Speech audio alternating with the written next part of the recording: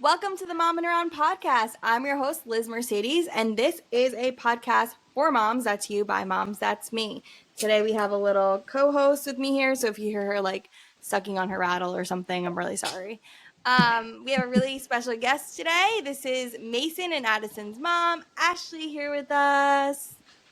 How are you, Ashley? Good. How are you? Good. So we connected through a Like to Know It event, right? Yep. And then I went onto your profile and I saw that we had a mutual friend, and it was like so random, but so funny that we know someone in common because we don't live in the same state, right? You're in Arizona, right? Yep. Yep. And I'm in Austin, and And not even from there. we're Not, yeah, yeah. neither one of us are from Neither there, one of us know. and we just happen to have a friend in common, so that's really funny. And turns out a lot in common as well. So I know. it's cool. I feel like just, everything kind of happens for a reason, which is so funny. And doing this podcast, like a lot of things just kind of come together like that. And I'm like, oh, this is interesting. So, so Ashley's here with us today. I'm very excited for our interview. I was just reading through, you have a really cool backstory. So I was just reading. a lot. Yeah, totally. So you have 2 kids. How old are they?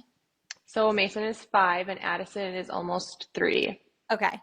So we're almost at the end of the terrible twos, and now it's getting worse because we're in like the terrible twos on steroids, which is the threes. Teenagers, Yeah, they're so bad, so bad. But I do think it's like they're so fun. I mean, I guess They are. as a mom, it's a little different, but like when you're an outsider, a teenager is hilarious, right? Because they're learning like how to talk back and like all of that. So it's definitely a fun stage, but an exhausting stage. Yeah, and I feel like that's when they learn that your names aren't actually mom and dad. And so if they want to be sassy or if they're trying to get their way, then they'll start calling us Matt and Ashley. I'm like, what is No happening? way. That's Yes. so funny. Yeah, so it's fun. They have such a little personality and it starts to really shine through at that age. So it's the Yeah, most fun age, but definitely the most testing age. totally. I could see that. Yeah. It's probably Yeah. exhausting for sure. How's Yeah. their relationship, the two of them? It's good. Mason's like the sweet, gentle soul who wants to please everybody, do well in school. He's our easy kid, but then he has Okay. like that little secret side where he'll push his sister because he knows how to push her buttons. And then she's just our wild child. We just wake up every morning not really knowing what the day will look like or what's going to happen because she's either gonna have a really good day or pretty terrible day. So That's so funny. yeah. I feel like the seconds usually tend to be like the wild child. Like whether it's a boy Yeah. or a girl, they just are wilds. Yeah. I mean, there's just no way to explain her. She will climb on anything and jump on anything. And if you sit down, you turn into a playground. And my first wasn't like that. So this is a whole new area for me. That's so funny. And Mason wasn't like that when he was younger. He was always just really sweet and calm and patient. So Oh, that's nice. I mean, Yeah. the best way to explain Addison is I gave her the wrong colored plate the other day for lunch and she threw it back at me with the food on it. So that was Oh fun. my God. Yeah. It wasn't pink, it was blue. Oh my gosh, that's so funny. And then how do you parent at that point? Like, how do you discipline? Because I feel like part of you is obviously angry. Like, are you kidding me? Did you really just throw a plate at me? But then also, it's kind of hilarious. Yeah, it is. That is one of the hardest things about parenting is not laughing in front of your child and like, affirming that that's okay. Yeah. So, I mean, obviously you go into shock right away. You're like, what just happened? I just had a plate of food thrown at me, but okay. So we're over that. Let's clean this up and turn around, laugh, and then try to explain you can't do that. Yeah. And I usually won't give them the right plate. Like I'll give her that plate back. And if she doesn't want to eat, she doesn't want to eat. But Okay. yeah, and then the next time I give her a pink one so that Yeah. it doesn't happen again. Yeah. Oh, totally. Yeah. After you get Yeah. something thrown at you. Yeah, you can't reward it, but Yeah. I'm gonna try to pick my battles. Totally. Definitely. Yeah. Yeah. Especially because you're probably like busy too on top of that. It's not like, we have forever Right. to have this battle. Yeah, exactly. So before you were a mom, I was reading, you were a lawyer, correct? Mhm. Okay. Yes. Do you want to talk about that? Sure. So I went through like the normal phase. You go to college, try to figure out what you want to do in life. both of my parents were attorneys, and so I kind of grew up into that lifestyle, the just like kind of not expecting that that's what I would do, but definitely a little bit of pressure there, and I did truly like it. Uh-huh. But then, you have your, well, what do I actually want to do, debating on other areas. Ultimately, decided to go to law school, did that. I really liked law school. Obviously, Okay. I don't like the classes and everything, but I enjoyed the learning aspect of it. And then entered into the workforce, and I always knew I wanted to do family law. That was the only Okay. type of law I really wanted to do. So, Is that what your parents um, practiced? no, so neither one of them did family law. Okay. Yeah, so that was just me. I had a really big passion for children, helping children, which you Uh-huh. don't totally do when you are an attorney. But my other areas that I was considering in college was social work and then a teacher. And Okay. so it was always geared towards children. Uh-huh. And so then when I did become an attorney and start practicing, I always knew it would be something with children. Hmm. And then I did that for about 5 years. And so my husband is self-employed and really has always been self-employed. And so he travels a lot for work. Okay. And I really struggled with raising a child while he was traveling, and I was an attorney working long hours. Okay. And so right before COVID happened, actually, we made a decision as a family for me to retire from the practice. Okay. And then COVID happened. So I stuck it out a little bit longer. But then it really opened up so many doors to, what's next, because I knew I wanted to keep working. I knew Uh-huh. I wanted to do something, but I had to find something that I could do remote, and Right. that's not family law. So loved practicing. I loved family law. If I ever went back, it would be family law. I don't really have any regrets about that. Absolutely loved what I did. Loved my clients, everything. So it was best for my family to not be working the crazy long hours. Your Totally. hours are set a lot by the court schedule. And then if you have a husband who's out of town or who has long hours as well, it's just really hard to get your kids from daycare on time. Yeah, I could see that So totally. yeah, our kid was always the first one at daycare and one of the last ones picked up sometimes after the time that you're supposed to get them. Oh. So then what did you transition to initially? So then we had a couple of online businesses that we were working on. The my business that I started doing was a children's boutique, and that, since it was during COVID, I just did as an online business to start. And it actually started as a women's and children's boutique Okay. because I wanted to have an avenue for moms that they could shop for themselves, but also their kids. Okay. And then realized that once again, my passion is children, and I really struggled to focus on the women's side of it because I just wasn't interested in it. Okay. So I ended up transitioning it just to a children's boutique. And then about a That's year awesome. What later, made you decide to do a children's boutique? I feel like that's awesome. yeah, so I I knew I wanted to do something, but I didn't know what that was. And Okay. so I was just going through, like, I don't want to call it a midlife crisis, but kind of. I mean, I quit what I thought was my identity, and now I'm raising a child. I tried being a stay-at-home mom for a month and a half, and it was the hardest thing I've ever done. Mm-hmm. And I told my husband, like, I have to do something. I don't know what it is, but I have to do something. I can't stay at home full time because at the end of the day, I'm so exhausted. I am so just burnt out that I couldn't do it. And so I'm like, how could I do this where I could be part-time stay-at-home mom and a part-time, work from home, whatever that looks like. Mm-hmm. And then it was, okay, let's start an online store of some type. Well, what are you good at? What do you know? What do you like? And I always had the passion for children's clothing from the standpoint of trying Sorry. to find good quality clothing. Okay. Like, everybody's been there where they buy their cute little outfits, they wash it once, and then they have to basically throw it away because it's trashed. Totally. Or the stuff that just isn't comfortable that your kids don't want to wear. And Mm-hmm. then my first child being a boy, it was hard to find boys' Oh clothing. yeah, It definitely. was, I mean, and I wanted him to dress like a little old man, and so I Yeah. couldn't really find that for him. And so then I was like, well, let's just start a kids' boutique and see what happens. And it worked. So that's great. That's awesome. Yeah, so about a year later, actually, my business partner now, she was an attorney in family law as well, and was kind of struggling the same thing. You're struggling with the same things that I was, where, how do you raise a family, Yeah. work the long hours. It's just, Right. you get really close to that burnout. Yeah. Were you And guys so friends before? we weren't like friends. We knew of each other. We were Okay. acquaintances. We went to the same high school. We were in law school at the same time for, I want to say it was a year. And Uh-huh. then we just reconnected, and she had said, "Can we meet for a glass of wine? I want to hear about you leaving, what your experience was like, what you're doing now." And it's one glass turned into two glasses, an hour turned into multiple hours. And by the end of it, it was, do you want to be my partner in this? And let's open a brick and mortar.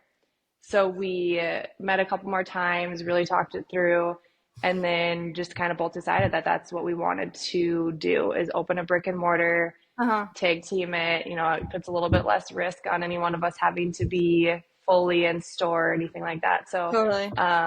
yeah, so we opened it with kind of like it was considered a collective style. So we didn't have a true lease. It was more of like a testing phase of four Okay. months. Okay. And then we opened our permanent location, and no regrets. So happy we did it. Yeah. So, yeah. That's awesome. Okay, so then your first store or your store is in where is it again? It's in Fargo, North Dakota. So I'm from Okay. Fargo. Yeah. Okay. And that's where I was living at the time that I was practicing law. And we just moved to Arizona a couple years ago. So, and Okay. that was for my husband's work, and one of the reasons why the law career wasn't going to work full term or full time. Okay. Yeah. I don't know how you do this. What? Oh, this all day? Yeah, being at home all day and the constant, like, always trying to make sure that she's happy, but also like trying to do your own business. Like, that is wild to me. It's a lot. I give you so much credit. Thank you. Yeah, no, it's a lot. I was a teacher before. And then after I was a teacher, I was on the child study team. So I tested kids for disabilities, and I Okay. toyed with going back, but I couldn't justify because I was working like directly with kids. I couldn't justify like raising other people's kids and like not being home Hmm. with my own. So that's how we're here now. Yeah. But Did yeah, you think it would be as hard as it is? um, mm, honestly, like yes and no. Like I think it's a different hard than I thought it would be. Um, like I It's the knew it was gonna be mental hard that's so difficult to get past. yeah, like you're exhausted, but honestly, like I was just as exhausted at the end of the day. Okay. So I did teaching for almost 10 years, and Oh, wow. so, you'd have like 20 something kids in the class, and then I was a special ed teacher. So I was in the classroom with another teacher usually. But the special ed kids were like my like kids. Hmm. And so it was it was exhausting. And I would work Yeah. after school, so I would work until like 5 o'clock. And so when I transitioned to an office and I came home not exhausted, I was like, "Oh, this is weird. Like I Hmm. actually have energy to like do other things now again, where I Hmm. didn't have that when I was a teacher."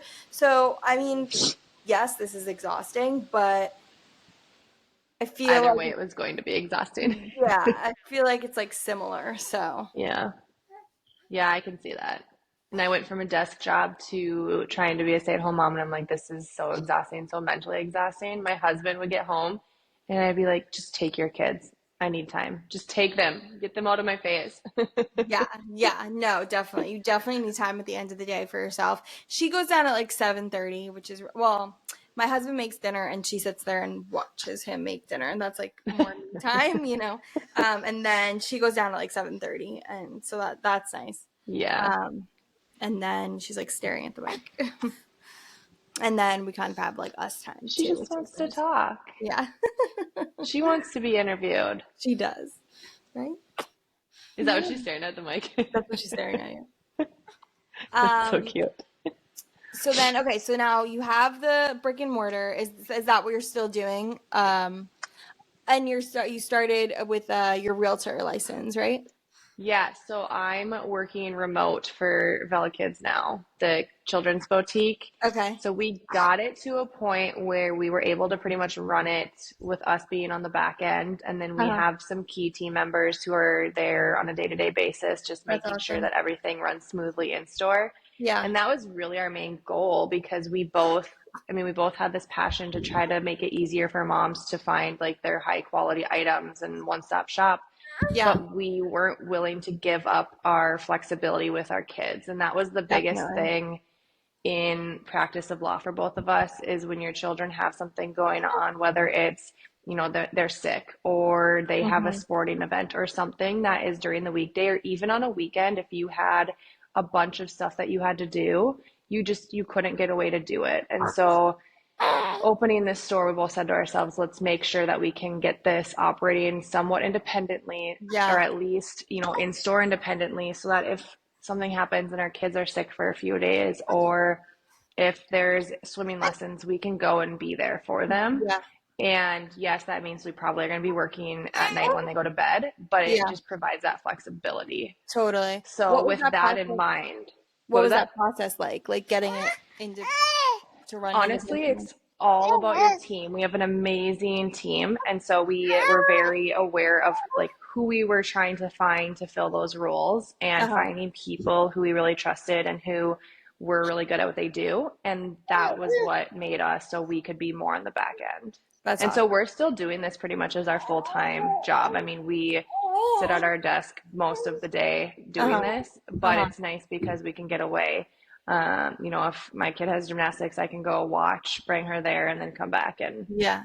and do it. So Yeah. it's nice, and that was our always that was our main goal in doing this, is trying to maintain our flexibility with our children, but have a business and be able to Yeah. still work full time, but on our full time hours. So Yeah. our 8 hours might look different because they're 2 in the morning before they get up. They're, scattered throughout the day. And then maybe, last night I sat in bed for 3 hours and had my computer out working because that was the only time it worked for me to get it done. Yeah. Oh my goodness. Yeah, totally. I hear that. That's kind of like where I'm at now. Or like when she naps is when I'm doing things, or when I'm trying to squeeze it in whenever I can. hmm For Yeah, and sure. then the realtor license came because my husband and I are chronic entrepreneurs. And so the minute we have any downtime, it's, well, what should we do next? And Vela Kids got so good at running on its own with us on the background that I'm like, I think I can take on more. I don't know if I can. We'll find out because it's a lot right now. But Yeah. we, I'm going to be flipping homes here. So we actually just got our first property. So I have a partner in Arizona who's a Uh-huh. friend of ours that has flipped a bunch of homes. And he just said, hey, you want to partner on this and start flipping some homes around our area? So I'm actually heading there after this podcast to look at the house to start flipping. So yeah, That's it's fun, awesome. and they're all just very different. But what I like is they work your brain. Yeah. Every job works your brain so differently. Yeah, definitely. So Definitely. it's fun. Yeah, that's great. And so for the flipping homes, you're working with like another person, like a contractor? So I have a partner who we will hire a contractor to do Okay. the work. Yep. So we just will find the homes, and then he's actually a broker. I got my realtor license here because he has it in North Dakota. He's Okay. also from North Dakota. Yep. So then I got it in Arizona just to help with our processes so that Yeah. it's not quite as, draining on other people to, hey, we need to see this house today, because a lot of these homes, you have to see them really quick. And so it's a lot easier if you can just go let yourself in Totally. and get the deal done. Yeah, totally. Wow, good for you. What do Yeah. you like to do besides like working, like in your free time? Like what's like a me time thing you like to do? Yeah. So I'm trying to figure out how to relax because Okay. I love to read and I love to just like sit there, relax with the kids, but I can't turn my brain off very easily. Okay, I could see that. So we're working on that. But I would say in my free time, if I have it, which is rare, then I'll read because at least my brain is still going. I don't have to sit there in silence and start going down a path of stress and worry and then end up at my computer to try to fix it. Totally. Yeah. Yeah. And then you also Uh, content create too, right? yeah. And Awesome. that's my fun thing. That's kind of my stress reliever, just because it's fun to interact with people, like how I was Yes. connected with you, and to build that community of moms in the back end, which really has happened because of the content creation. Yes.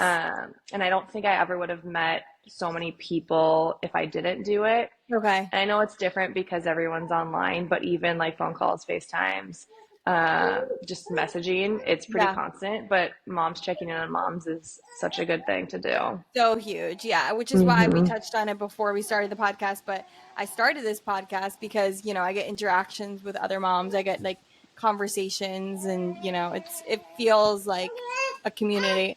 As she's screaming, this is the worst she's been on a podcast.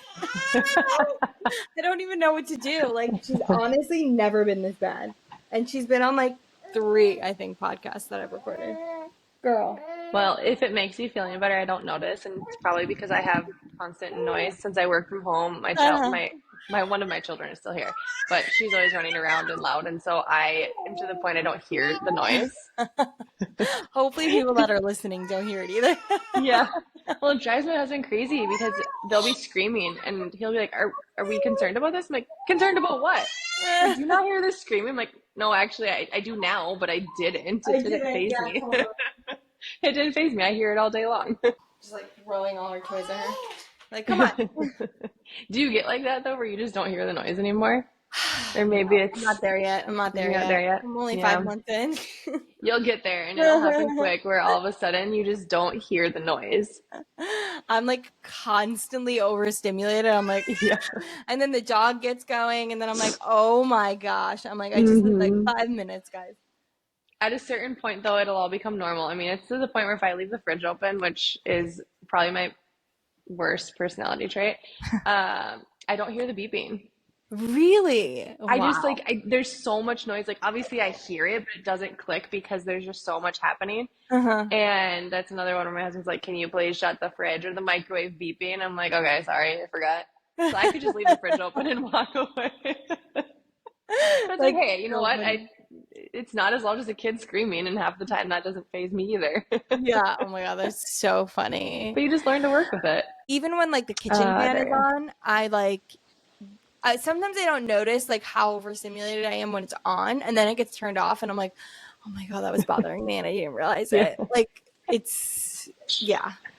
I think I'm just easily overstimulated. But I think that's part of the reason like moms have such a hard time turning their brains off because Totally. of all of the overstimulation. And then it's like you get that minute by yourself and you sit there and it doesn't feel right. It feels so wrong. Like you feel guilty doing it. Right. And then Like there's more I also, could be doing. totally, yes, your brain has like a second to be like, oh, these are the things that I was supposed to be thinking about Yeah. today when my brain wasn't overstimulated. Totally. Yeah, I Like, oh, I agree. forgot to do this really minor task that could be done in years and nobody will notice. But now I have to do it because I just thought of it. Yep, yep. Before her, I was like such a procrastinator. I was like, I don't want to say lazy, but I'm pretty lazy. And now I'm like, I can't sit still. Like it's bad. I think I was burnt out like from teaching and stuff for so many years. And so like I was really good at relaxing, and now I cannot sit still. Like my husband yesterday Yeah. was like, "Do you want to play? There's this game Sky Joe that we play sometimes. It's so fun. If you don't play it, it's a card game, and it's like so much fun." And so he's like, "Do you want to play Sky Joe?" So I was like, "Yeah, let's play." And then we sat down to play, and I was like, "Hang on, let me just put in a load of laundry. Hang on, let me just wash the bottles. Yeah. Hang on, let me just." And then he's like, "We don't have to play if you don't want to play." But I couldn't just sit there and play the Yeah. game because there was just because when I sit down and look around, she was asleep at this point. Then it's Hmm. like, wait, but there's so much that I have to do, and if I don't do it right Hmm. now, then it's not going to get done. Right. I know. That's why when you ask me what I like to do in free time, it's like, well, I mean, I don't normally have free time, but Totally. if I do have free time, I don't really know because I'm too overstimulated to ever do anything. Yeah. So I just work more. I don't know. But No, that's I get also how the that. second business got created again Yeah. is the free time is so hard for us because we're both like that. Where, I mean, when we first got married, had to make a rule that we could only have our laptops out in the evening 2 to 3 nights a week because we would do it every single night. Watching a movie, let's get out our laptops. Sitting down, maybe we have a glass of wine or something after dinner, let's get out our laptops. Like we would still be interacting with each other and having conversations, but we couldn't put work away. This Uh-huh. was when I was an attorney. Like we couldn't do it. And so it kind of has become just part of our relationship of like if we Mhm. have free time or we're watching TV, let's work, Mm-hmm. which probably isn't very healthy. So we just have to schedule. I mean, we do a weekly date night. Every single week we have a date That's night great. together. And then Out of the usually house? once a week, what? Out of the house? Yes, out of the house, no Awesome. children. So once a week we leave the house for a date night, and then usually we've been slipping on a little bit, but usually once a week we'll meet for lunch or Mm-hmm. like a happy hour of some Oh, type. that's nice. Or like he'll come home from work early and I'll shut down early and we'll just do a couple hours at home with the kids in the background. Mm-hmm. But we had to implement that because we don't want to obviously lose our relationship because of our inability to stop working. Totally.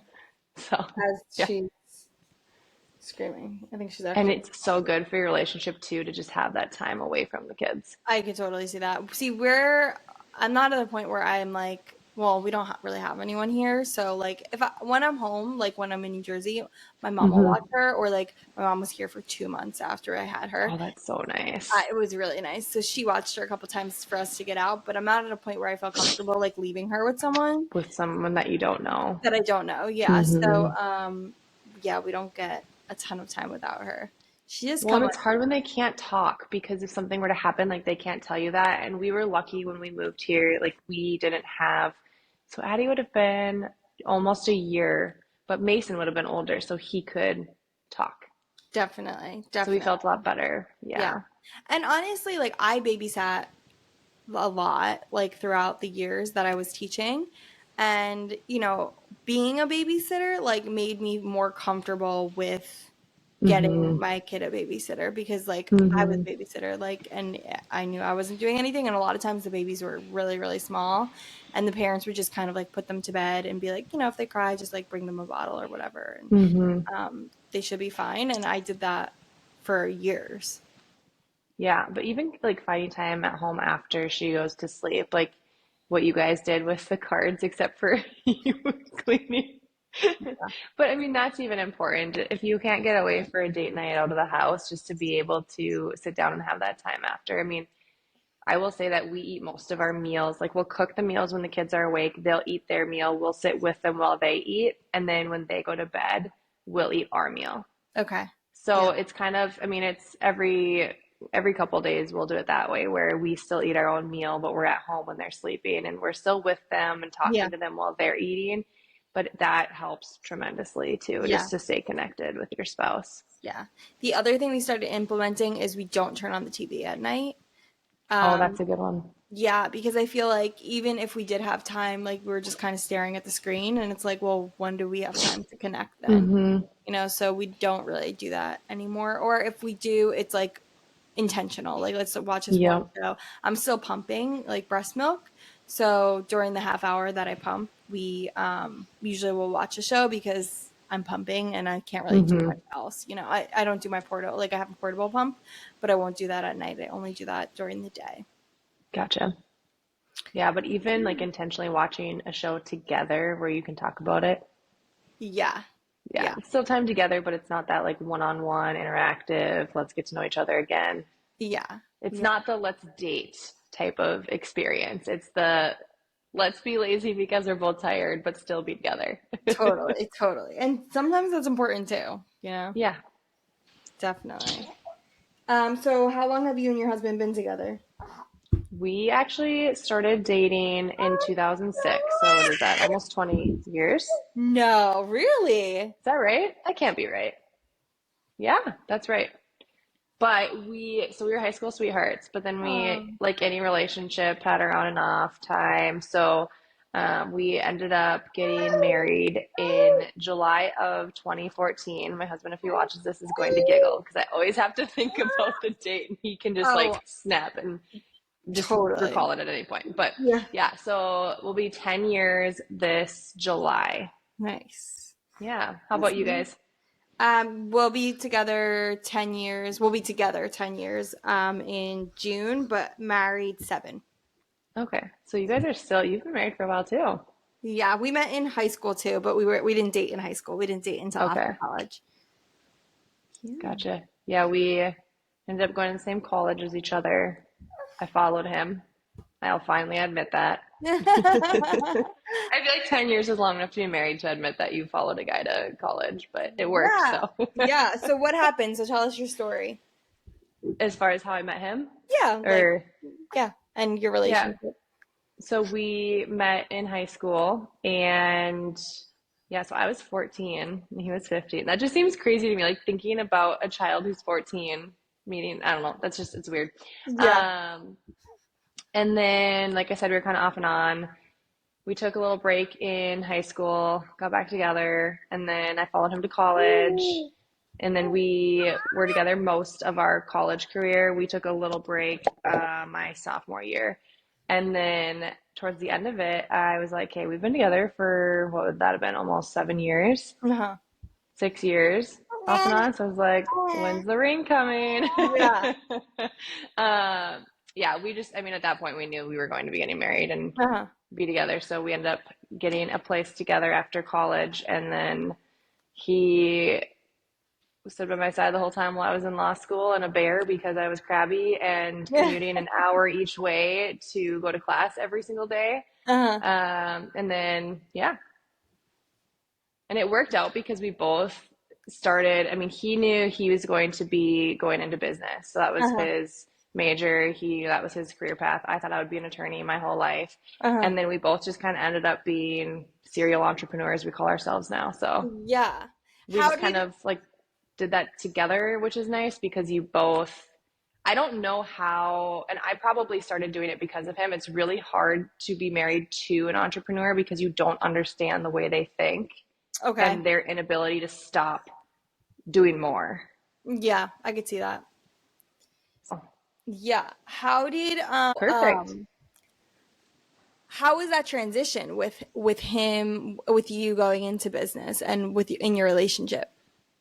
Yeah, so we actually, I will be honest, and we got pretty rocky towards the end of my law career Okay. just because the long hours, and I shouldn't say we got rocky. We weren't as close and as good as we were Mm-hmm. when we, in the first couple of years of our marriage. We obviously still got along and everything, but we just had a really hard time connecting outside of work. I mean, I was bringing work home, both just Mm-hmm. mentally and actually physically work that I had to do. Mm-hmm. And he, at that point, had the flexibility to, I mean, yes, he'd be gone for work trips or he'd have to work some long hours, but he had pretty good flexibility to be able to like make time for me. Mm-hmm. And I just wasn't able to make time for him as much. I was trying Mm-hmm. to get as many hours in as I could. Attorneys they operate by billable hours. So, Mm-hmm. trying to bill as many hours as I could. And it just got to the point where I was getting burnt out.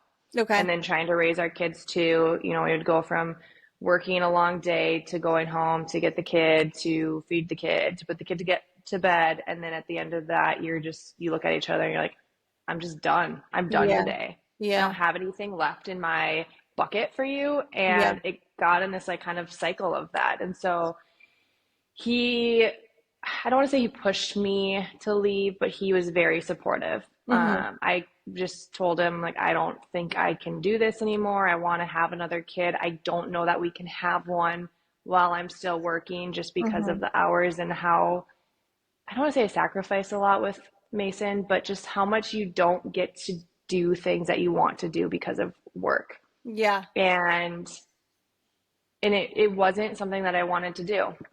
And then I had some cases that went to a point where I didn't feel I was safe anymore.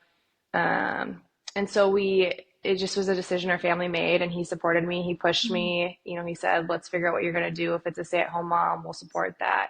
If it's working, we support that. Mm-hmm. It was always a team effort of what our life will look like. Right. And How long did you have off after you had Mason? so my work was actually really amazing to work with. They gave me ended up being 13 weeks. So they gave me 12 weeks, but just because of so he was born October, so it was Christmas and then New Year's that we Mm-hmm. had time off. So it just ended up being 13 weeks. But yeah, Okay. I mean, the place I worked was amazing. And if I went back to practice law, it'd be family law and there if I were in North Dakota, like Yeah. no complaints about that. Yeah. It just, it was hard and it wasn't the firm parents' fault that the Right. flexibility was the way it was. It Right. was if you got scheduled for a trial, you had to go and do that trial. Yeah. And if it was multiple days and it's travel, I mean, it takes away a lot from your family. And it's Yeah. hard when, you know, a lot of people will have maybe a stay-at-home spouse with the kids or a job that's flexible, but it's really hard when you have two parents that are both working long hours to try to figure out what are we going to do when a kid is sick. Totally, totally. And then, so at what point did you start staying home? Because I know you said you did it for a month and a half, right? Yeah, so it would have been Mason would have been almost 2, and then it was about a month and a half Okay. that I was at home. And that was kind of the time where I was trying to figure out what my next step was. Yeah, That was yeah, my identity crisis stage, yeah, yeah, which totally. probably didn't help with the being home and feeling the fatigue. Yeah, yeah. But I think that, like, I mean, I'm having trouble with that too, and I've talked about it before, but like, I've always kind of had my own money and like, worked ever Mm-hmm. since literally grammar school. Like I was in eighth grade and working. I was an altar server, but like if you booked like weddings and funerals, you would get paid. And so I would book Oh, as many weddings and funerals as I could yeah. because I wanted to get paid. And then that kind of kept going and I never stopped, working. And so this is the first time that I'm not making my own income. And so I think that's part of like the identity stuff too, right? Because it's Mm-hmm. like now I'm completely dependent on somebody else. And, obviously Nick is a great partner and it's nothing against him, but it's like I just, but it's like I just, I'm not used to it. And it's like, I don't know if it's a learning curve or what. And again, like kind of sparked the podcast. Not that this is making any money, but just for, fun and to be able to like do something. Hmm. Well, and that's it, is like, I don't want to, obviously, this is a stereotype, so I don't want to like say anything negative about men or anything like that. But I will say that being a female and having a child, your identity becomes being a mom. That Yes. is your identity, whether it is because society places that on you or because in your mind that's the most important thing to you. There's no way around. Like, that's forever your identity. Yes, And and I so, how do you totally get balance that. that? Yes, Yeah. no, totally. And like, no, you make such a good point because I feel like after we had her, obviously you have your expectations, but I then, your brain chemistry like seriously changes, like it Mm-hmm. does change when you become a Mm-hmm. mom. And so it wasn't like we just go back to normal life, Mm-hmm. And so it was like I like felt the need to like be with her and like we said like I didn't really want to raise somebody else's kids while not Yep. raising her. I just felt like guilty and he was just kind of like okay, like pick up and like let's keep going. And it's like no, well now I'm like in this weird Identity spot. Yeah, crisis. it's where I'm like who like how can I like juggle all of this? Right. Well, and you can have a job that, you know, you as a teacher, that's your identity.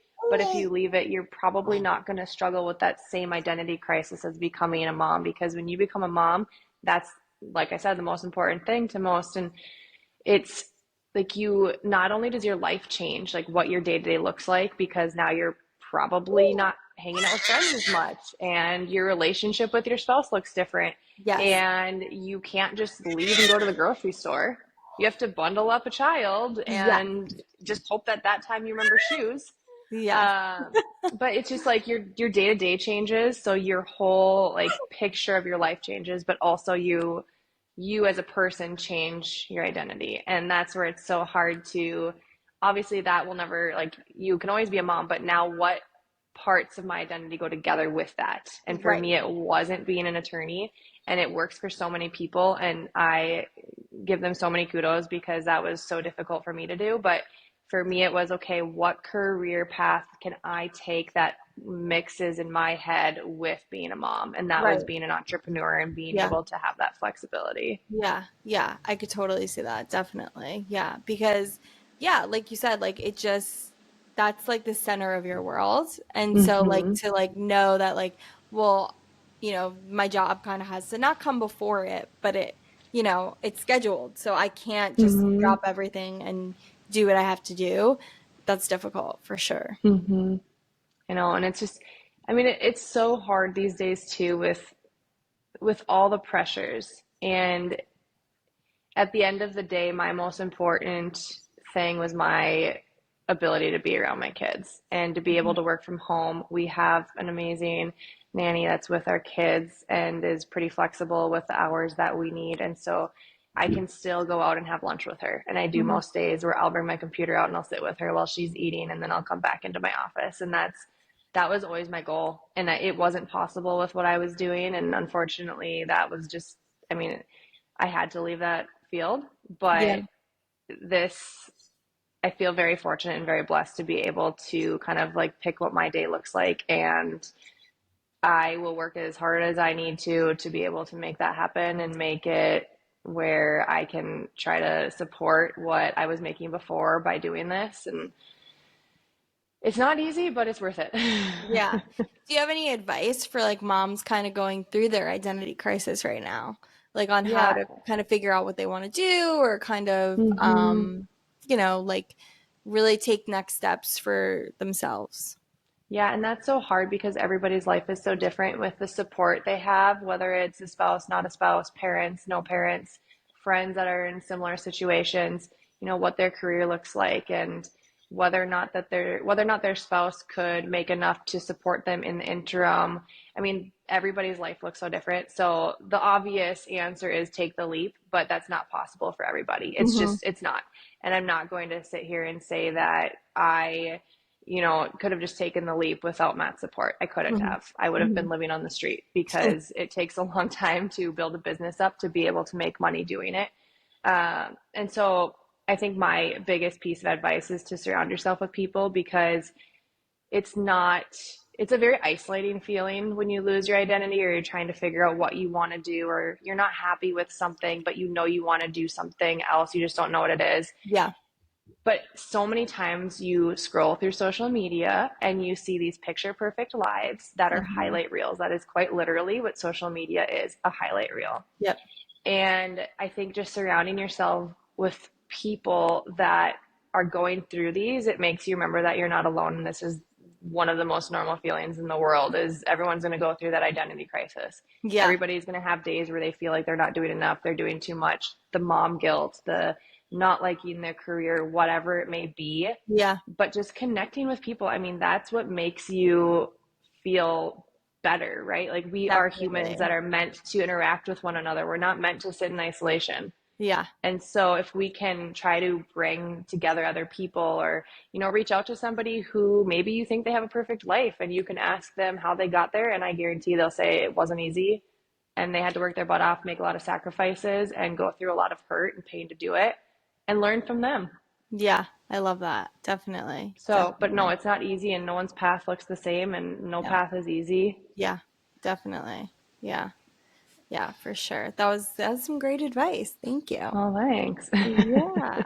I always ask people for their birth stories because I love to listen to birth stories. So, do you want to share your birth story with us for both?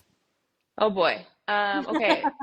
Addison was so easy, despite her being the hard child, because she was a scheduled C-section. My Okay. first one didn't go as planned. And so basically, after my first one, they told me I had like a 40% chance or something to be able to even deliver, normally after a C-section, VBAC.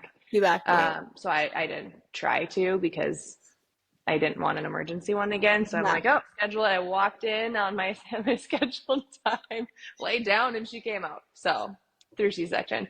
Mason was my hard child at birth. He was about a week late.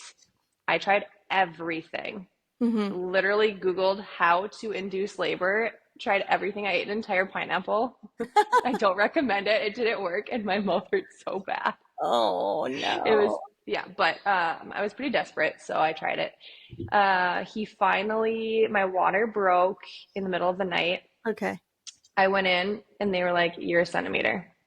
Oh my God. Barely, Oh barely. my So they God. put me on Pitocin, Uh-huh. and I was on it for like 28 hours. And they said this is giving me more credit than I deserve, but they said 1.5 centimeters after 28 hours on Pitocin.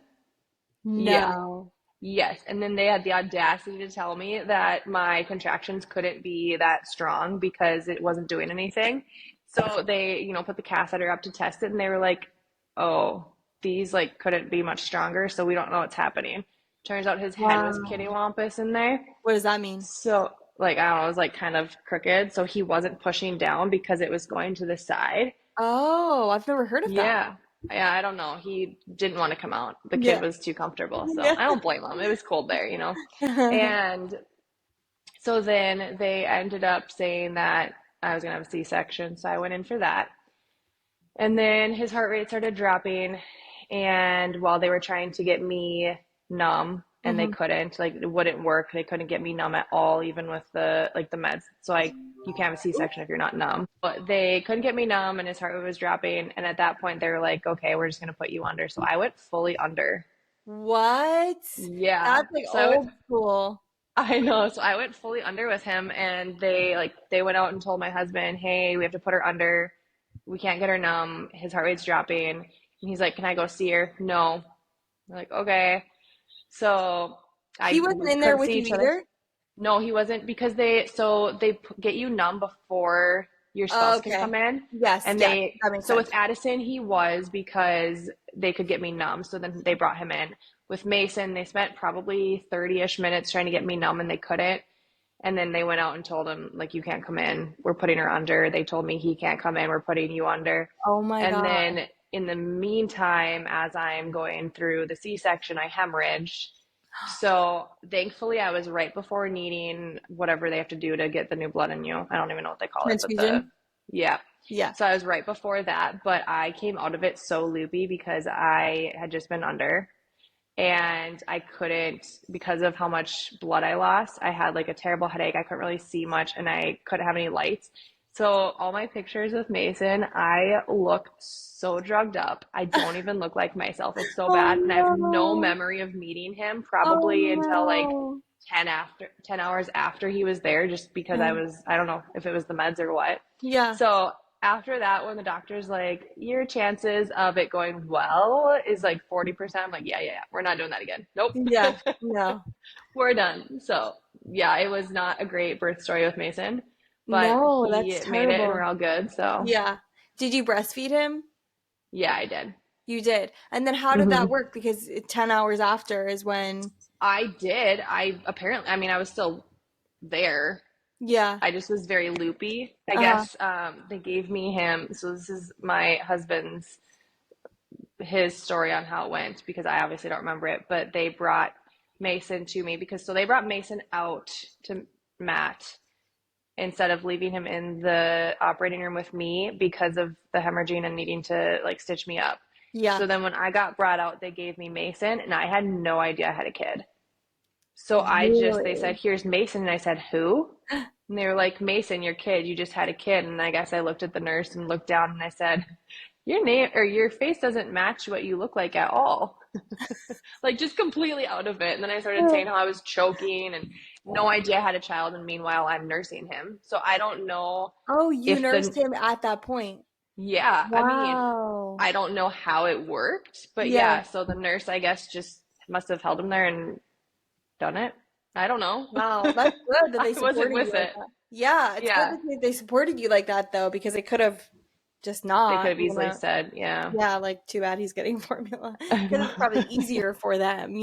Then to try to explain to somebody that is clearly drugged up that they had a child and they need to nurse the child. Yeah, Yeah, it exactly. was an interesting experience. But the good news is I wasn't in a whole lot of pain and I never felt anything during the surgery because I was asleep. That's really good that yeah. I mean, I feel like people want to be asleep for birth. I Right. know it sounds like crazy, but like seriously, like just put me out. Yeah, if you could come out of it and actually like know what your name is, then yeah, way easier. But I mean, and then I couldn't, like, I was having issues where I couldn't stand because I would get so lightheaded. And I already have a little bit of an iron deficiency. So Okay. that mixed with the loss of blood wasn't great. Yeah. And so if I would try to stand up, I would just topple to the ground. Oh So wow. yeah, like I couldn't go anywhere for, I mean, I couldn't get out of bed for like probably a day longer than normal with a C-section. Uh-huh. And when I would go to shower, like I would have to be like put there because I couldn't walk to get there to even shower. Yeah. So that part lasted a while and was definitely hard to get used to. And I couldn't get up to change his diaper, which I'm not Yeah. mad about because that first poop diaper is so gross. So gross. So that part was an adjustment. But I mean, then again, it was my first kid. So I didn't really, it's nice not knowing what to expect. If that would Yeah. have happened with my second, I would have been like, no, this isn't how it's supposed to go. Yeah. How was recovery with your second? It was so much easier. Okay. I mean, I ended up checking myself out of the hospital a day early with her Oh, because I wow. was bored and wanted to leave. And I was used to the other recovery. I shouldn't say used to it, it happened one time, but that was Right. what I knew That was your was how normal. bad that one was. Yeah. Yeah. And so then with this one, after 2 days, I'm like, can I just leave? And they're like, well, no, we want you to stay for 3 nights. I'm like, well, I would like to leave. I'm like, well, you have to sign this. I'm like, sure, I'll sign whatever you want. Just, I want to leave. I want to go home. I want to be in my bed, eat my food. Yeah, totally. I feel like with your first though, you do want to stay because you're like, I don't Oh, know how yeah. to do this. Yeah. And then they But tell you to leave, and you're like, can we have a little bit longer? I don't want to leave. What am I supposed to do? How right? do we wash them? Do we drive with them? Right? Like what do you do? I was induced my first time, my only time. I was But going to say, wait, I thought you only have my only one. time. Yeah, okay, your only time. So the first night I was up because of induction.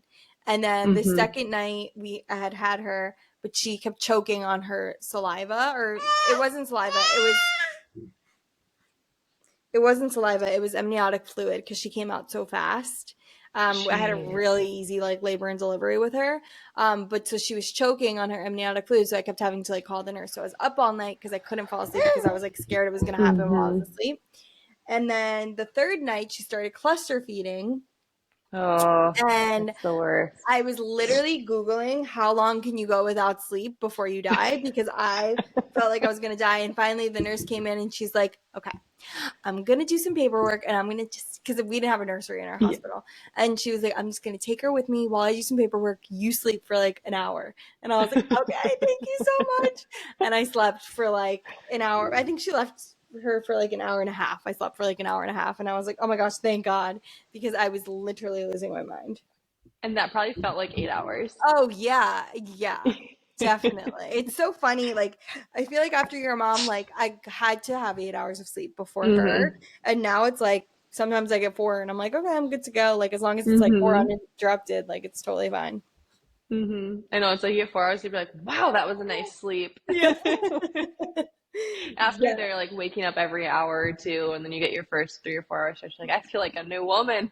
What are we going to do today? Uh-huh. We just went through a sleep regression. Like, we're just on the other Oh side of it. no. And so I'm like, I've been getting some good sleep. She's been waking up like 2 or 3 times, but she'll go right back to sleep. And I'm like, this is great. I have so much energy. And Nick's like, she still woke up 3 times last night. And I'm like, yeah, but she went right back to sleep. Like I didn't have to sit there. Like I was having to sit there with her for like 40 minutes to get her back to sleep during the sleep Oh regression. my And it was just, gosh. oh, it was horrible. Well, and So then you're trying to keep yourself awake and you're doing like that doze. Like, don't fall asleep, it's dangerous. Don't fall asleep, it's dangerous. yeah, totally. Now she's like 2 into this video. Yeah, say, Mom, you're embarrassing me with telling my story. This was great.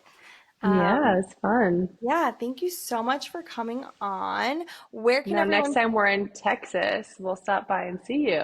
Yeah, same. Where in Arizona are you guys? We're in Scottsdale. Okay, nice. I've never been to Scottsdale, but my husband has. Yeah. So we'll have to take a trip at some point.